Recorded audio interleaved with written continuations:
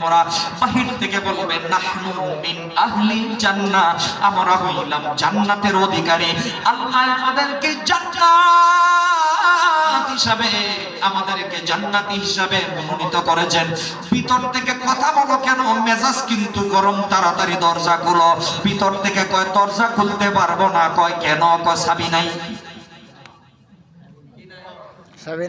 রাস্তায় কসাবি নাই, মেজাজ আরো গরম হয়ে গেছে, কিন্তু এমনি তো দরজা বন্ধ, এখন আবার কয় চাবি নাই। এ মিজাজ কিন্তু খারাপ হয়ে যাইতেছে, কইয়া দিলাম।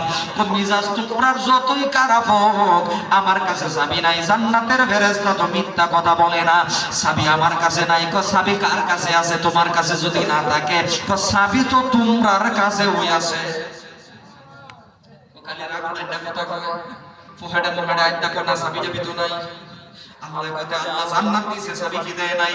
তো চাবি দিত কোন বলা, খালি জান্নাতের কথা কইছে, এমনি দৌড় মাইরে সেদাই বেদে লেছি কারাগে কেটে করতে এমন লোক দিছিস, চাবি আনার কথা মনে নাই। ফেরেশতা কয় না না না, চাবি তোমাদের সাথে আছে। আল্লাহ তো দেয় না, এই কথা বলে তোমরা বুঝো নাই, চাবি তোমাদের সাথে আছে। তোমার কথা কিছু বুঝি নাই, ক্লিয়ার করে বলো। তখন ভিতরের ফেরেশতা বলে, ওরে আল্লাহর বান্দারা, আমার জান্নাতি আল্লাহর বান্দারা, তোমাদের সিনার মধ্যে কি আল্লাহর কোরআনের সূরা ফাতিহাটা মুখস্থ নাই? সুবহানাল্লাহ। কি মুখস্থ নাই? আছে তো আছে আছে। কথা বলে ফাতিহা তেলাওয়াত শুরু করে দাও, জান্নাতের দরজার তালা অটোমেটিক ভাবে খুলে যাবে। সেদিন সমস্ত জান্নাতি বান্দারা জান্নাতের বন্ধ দরজা খোলার জন্য সবাই একসাথে তেলাওয়াত শুরু করে দিবে। আলহামদুলিল্লাহি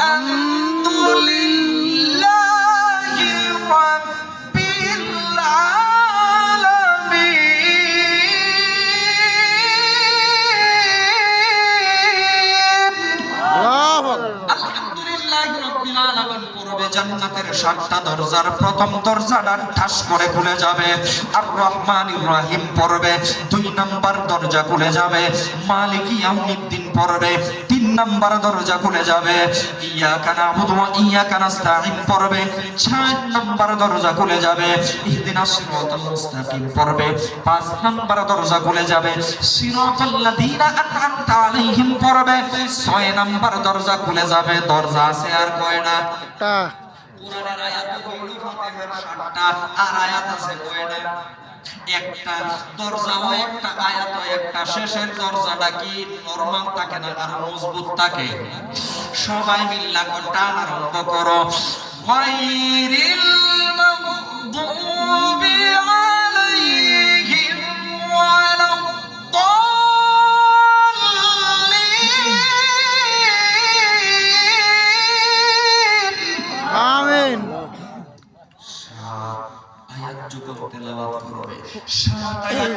তেলাওয়াত করবে, জান্নাতের 7টা দরজা টাস করে খুলে যাবে। জান্নাতি বান্দারা সবাই জান্নাতের ভিতরে ঢুকে যাবে। আরো জোরে বলেন না সুবহানাল্লাহ। সুবহানাল্লাহ। এখন আপনারা বুঝাইছি দেখি, আমি কিন্তু এক নামের ব্যাখ্যা করতেছি, কইলাম না এক নামে 2 ঘন্টা যাইবো, বুঝছেন? দেখেন আসলে সাবা মারতেছি না মারছিনিয়া, ফাতিহার ব্যাখ্যা খালি আপনারা দিতেছি। ফাতিহা শব্দের অর্থ কি? বন্ধ জিনিস খোলা। সবাই বলে ফাতিহা অর্থ কি? বন্ধ জিনিস খোলা। কান মনে রাখেন, এই বন্ধ জিনিস খোলার ভিতরে আজকে আমার ওয়াজ ইনশাআল্লাহ সমাপ্ত হবে। বন্ধ জিনিস যদি ফাতিহা অর্থ খোলা হয়, এখন আপনারা জিগায় ফাতিহায় কি বন্ধ জিনিস খুলছে?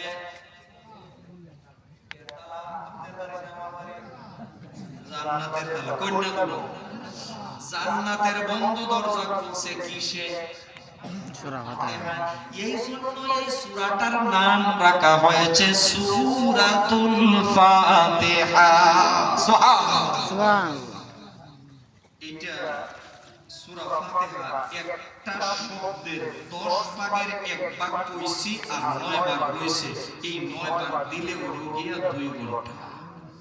এখন আরেকটা কথা যাইতে পারি, তাওয়াটা হয়ে যাচ্ছে।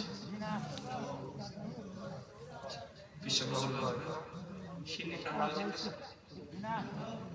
বকো দিতে না মাশাআল্লাহ আল্লাহ কবুল করুন আমিন এবার আসুন গভীর মনোযোগ আপনাদের যদি ভালো লাগে আমারও তো ভালো লাগে জান্নাতীরা জান্নাতের গেটের ভিতরে যায় সাইরো বাজু দেখালে ঘুরে ঘুরে সাই করে ওই ইয়া মালিক ও সুবহানাল্লাহ ও সুবহানাল্লাহ আল্লাহ তোমার জান্নাত তো সুন্দর সুবহানাল্লাহ সুবহানাল্লাহ আওয়াজটা একটু কম হইতেছে আমি ভলিউমটা আপনারা বাড়াইয়া দেই সুবহানাল্লাহ আওয়াজটা পরে আবার চিন্তা করি আমারে নেই সুবহানাল্লাহ আওয়াজের সাথে ওয়াজ না করবার লাগিয়ে দেন আপনি যদি সুবহানাল্লাহ পড়েন সুবহানাল্লাহ বলতে সিন বা হা নুন হা আলিফ নুন আলিফ লাম লাম হা সুবহানাল্লাহ পড়তে হরফ হইল 9টা একবার সুবহানাল্লাহ আপনি পড়লে আপনার আমলনামায় নেকি হয়ে যায় 90টা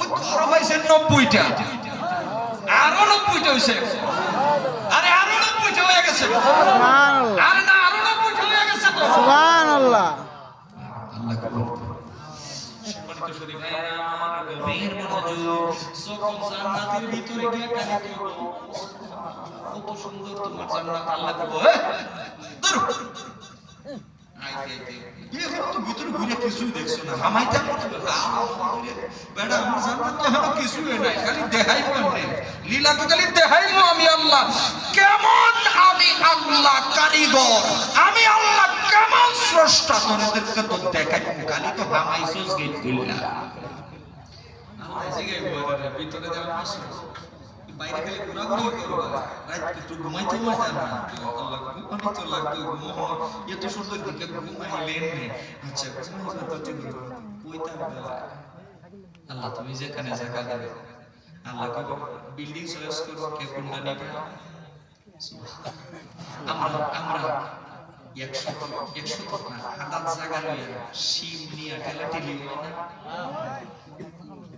আমি কেন সারিতাম মোল্লার এই শিবাতে লেগে সারিতাম আর হের বেল কেন সারিতাম ফুল আছে না আমার পাঁচটা দেখো আমার ফুল না থেকে হইছে বাকি যা আছে সবটা এই বিল্ডিং দেখতে রে কোন বাংলাদেশ মানে ভালো ভালো দাঁড়াই না দুইটা দিনের টাইম দিয়ে আমারও দাঁড়াই না আনাইতেছে আমি ফোন দিয়ে এগুলো করব না আপনি যদি সবচেয়ে ছোট জান্নাতটা পান ও আসলে সবচেয়ে ছোট জান্নাতটা যদি আল্লাহ আপনারে দেয় আল্লাহর জান্নাতটা কত বড় সবচেয়ে ছোট জান্নাতটা যদি আল্লাহ আপনারে দেয় ছোট জান্নাতের যে দরজাটা আপনি ঢুকবেন দরজাটা কত বড় আল্লামা ইমাম বাইহাকি ইন্না লিল মুত্তাকিনা মাফাজাত হাদাইকা ওয়া আ'নাবান ওয়া কাওয়াইবা আতরাবার ব্যাখ্যায় লিখেন সবচেয়ে ছোট জান্নাতটাও যদি আপনি পেয়ে যান এই দরজা কত বড় হবে এই দরজার চৌকাঠের এক মাথা থেকে আরেক মাথায় যদি একটা ঘোড়া না থাইমা দৌড়তে থাকে যাইতে লাগবে 40 বছর